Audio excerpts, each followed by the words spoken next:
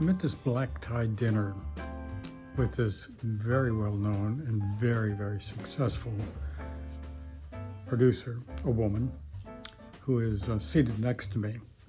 And as is usual, she knows who I am because that's why she wanted to get the cards around so she could sit next to me. And of course, I don't know who she is. I'm about to find out. And so she begins the conversation by saying, well, I understand that you're from Oklahoma. And I have Oklahoma ties. I own newspapers in Oklahoma and so on, but really living in LA at this point. But I say, of course, yes, ma'am, I'm from Oklahoma.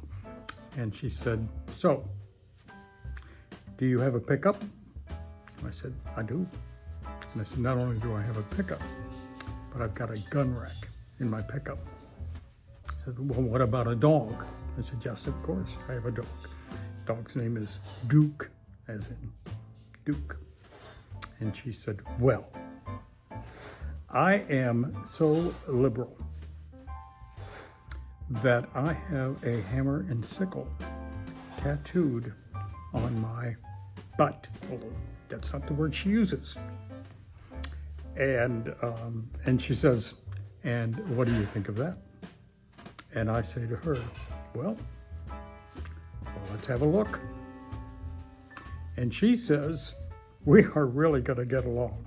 And in truth, we did. And although we didn't really do business, we stayed in touch, and she became, as people do in Hollywood, a contact. I'm not sure people have friends, but a contact, and who I enjoyed her a lot. and she would thereafter, she said, how's Duke doing? I said, Duke is doing fine. Out on my ranch, which I, by the way, did have in Oklahoma at that time. I had a ranch. And the dog's name actually was not named Duke. The dog's name was Thatcher, which is named after the fellow who invented the web offset printing press. So he could print at high speed on newspapers. A fellow by the name of Thatcher actually came up with it in his garage, but that's another story from newspapers. Well, anyway, I would do I'd get sent off to have meetings, and I did a lot of meetings. I do the meetings usually in the that's interesting. Sometimes I do in the afternoon, sometimes in the morning lunch. Occasionally, we meet down at the Polo Lounge down at the Beverly Hills Hotel and sit there and munch away. Usually downstairs, they had a little coffee shop downstairs. It was quite convenient. You could kind of find a quiet place there to talk and so on.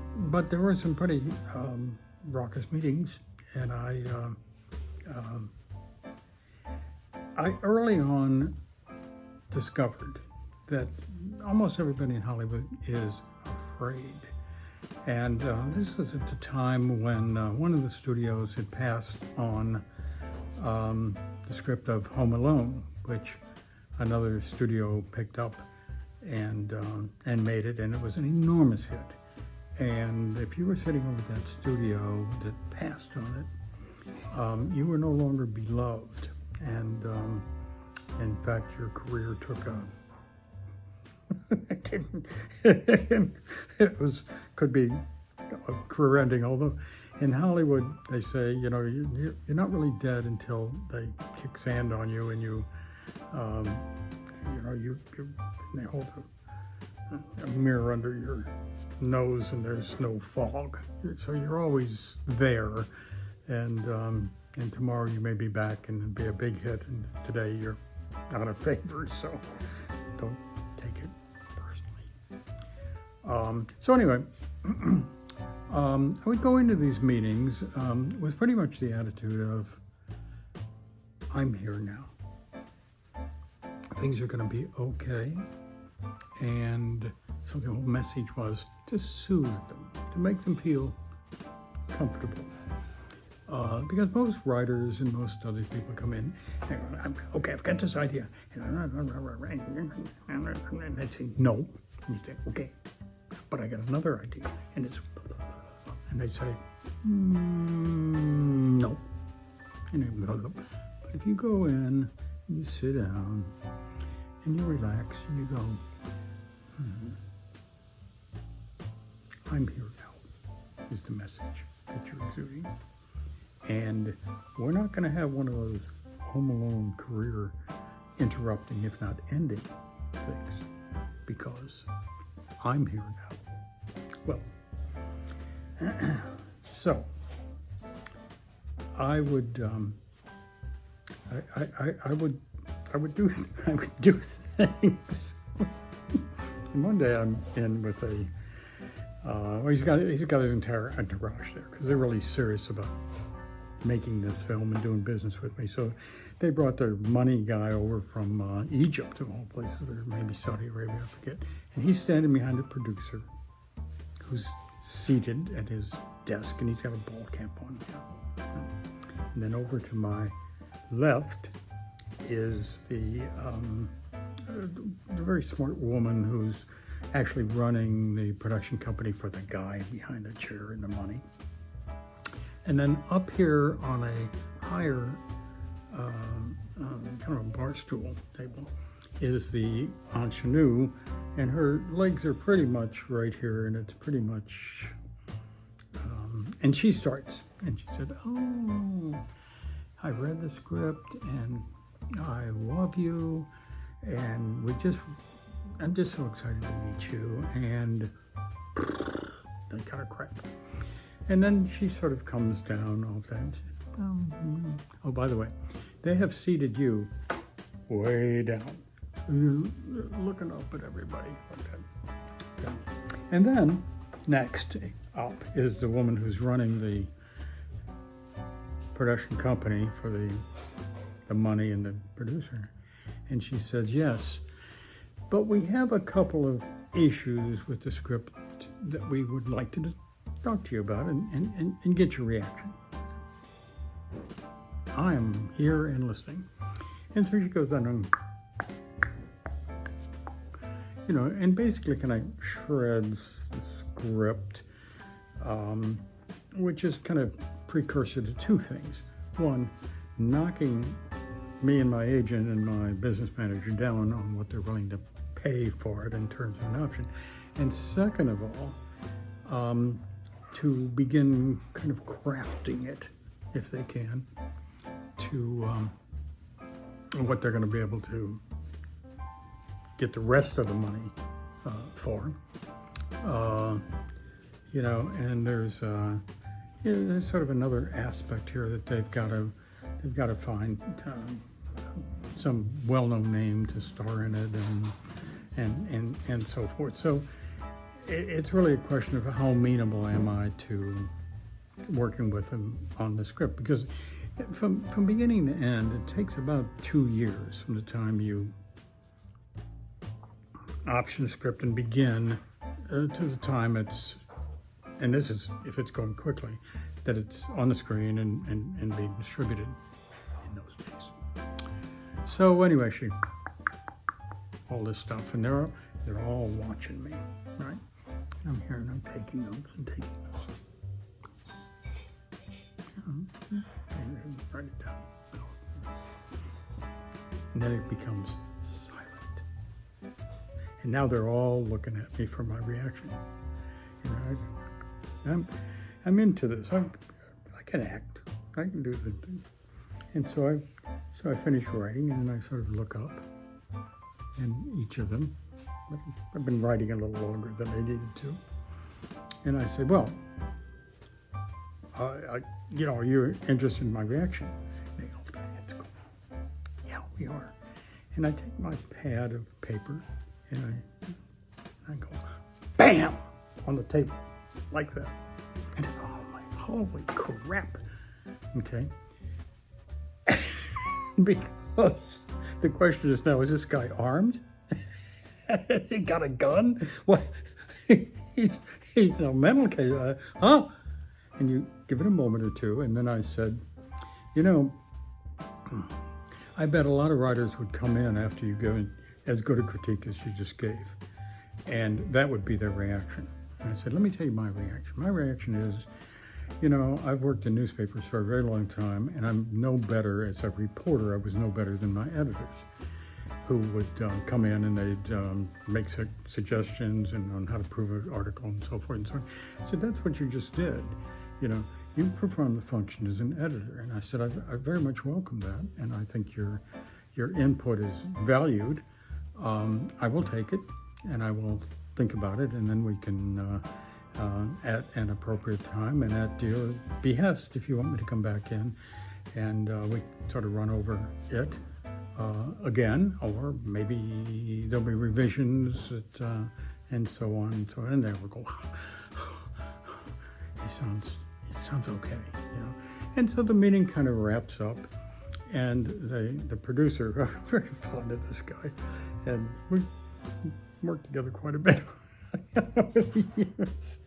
He gets up, and we're in the MGM building. Now this is after MGM has moved off the lot, and it's now the Sony lot, or somebody else owns the big old MGM lot with all the sound stages and all that. But there's this tall office building of 8 or 10 or 12 stories, and we're up at 8 or 9 stories up in this thing, and a long way down the hall. So he said, well, let me walk you back to the elevator. And so we get up and we walk down one hall, and we talk, and this guy's saying, you know, that was really funny. He said, you know, God, he said, you're so right. You know, writers will come in here and they'll be, you know, mental, and directors too. I mean, you know, these guys, some of them are really psychotic. They're nuts. And he said, so that was very down. Okay, we're walking. We're finally get to the elevator, and he's still, you know, oh man. He said, we really like you, and we really enjoy you, and when you come in, you know, it's just, you know, you're entertaining and so forth. The elevator comes and goes. The elevator comes and goes again. You know, and this guy's obviously, he has had an emotional experience here when I went, bam, and slammed it down. So finally the doors open, and he said, well, you know, we'll look forward to seeing you again, and thank you. And I step into the elevator, and as the doors start to close, I come out, and I go for his neck and grab his neck. And of course, I'm kidding. And but he loved it. There's a sort of an end story on one of the scripts, because they were very interested in my script Trace, and very serious about running. You know, they kind of put it in their queue of they were making another movie. I'll tell you about Digstown at some point, but they were making Digstown, and then they wanted to make Trace, and so he'd gone back to the studio, a studio or two, to get a copy of Trace, and to get a copy of the coverage on Trace. And there was no coverage, and there was no copy of the script there anywhere. And he goes, Now the nature of Trace is very anti-government and so on. And so later on, we come in and we're doing a meeting, and he goes back to Trace, and he tells me there's no coverage on this, and there's nobody on it. And by the way, I don't think we can make Trace. I don't think the government would look kindly on making this movie. I say, that's really interesting, that was as close as anybody got to making Trace, and Trace remains what it was and is, and it always was. It was the script that more than anything else got me into the Academy as a followed the Motion Picture Academy of Arts and Sciences, the people with the Oscars. But it was a cult script, and people would come along and they'd grab it. And a cult script is a script where it gets optioned and you make a few bucks on it, and then they drop the option and you go on to something else. And having a cult script in Hollywood is about the best thing you can ever have, because they don't take your script and then rewrite it and turn it into something far from the original idea and something else.